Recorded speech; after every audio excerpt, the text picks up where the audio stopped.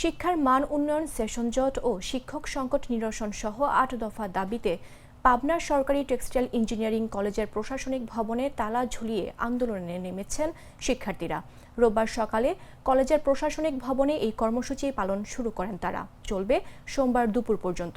এ সময় বিভিন্ন স্লোগান ও বক্তব্যে শিক্ষার্থীদের দাবি তুলে ধরেন। শিক্ষার্থীরা বলেন, অন্যান্য ক্ষেত্রে নানা উদ্যোগ নেওয়া হলেও প্রত্যেক টেক্সটাইল ইঞ্জিনিয়ারিং কলেজ আজও অবহেলিত। পর্যাপ্ত শিক্ষক, ল্যাব নেই, পরীক্ষা দিয়ে বসে থাকতে হয়, নির্দিষ্ট সময়ে রেজাল্ট দেওয়া হয় না। এরকম অসংখ্য সমস্যা নিয়ে আমাদের শিক্ষা জীবন দীর্ঘসূত্রিতায় ঝুলে থাকে।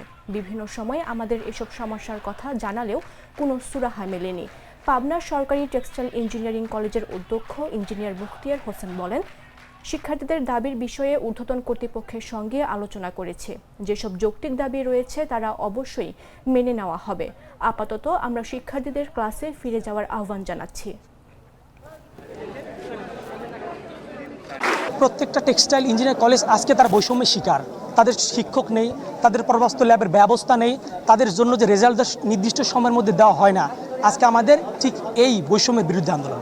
আমরা যতদিন দাবি মানবে না প্রশাসন, আমরা লিখিত স্টেটমেন্ট পাবো না, ততদিন পর্যন্ত আমরা আমাদের সকল ধরনের কার্যক্রম, একাডেমিক কার্যক্রম বন্ধ ঘোষণা করছি। দেখা যায় যে আমাদের সেমিস্টার ডিউরেশনটাই 6 মাস, আর আমাদের এক সেমিস্টারের রেজাল্ট বের হতে 5 মাস লেগে যায়।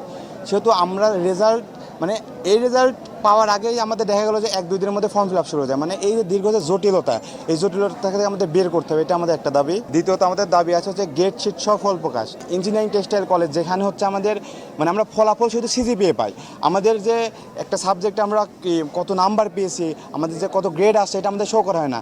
এটা খুবই একটা আশ্চর্যকর বিষয়। আমাদের শিক্ষা সংকটের কারণে আমরা ভালোভাবে আমাদের কোর্সগুলো কমপ্লিট করতে পারি না। আমরা যেভাবে শেখার দরকার আমরা শিখতে পারতেছি না।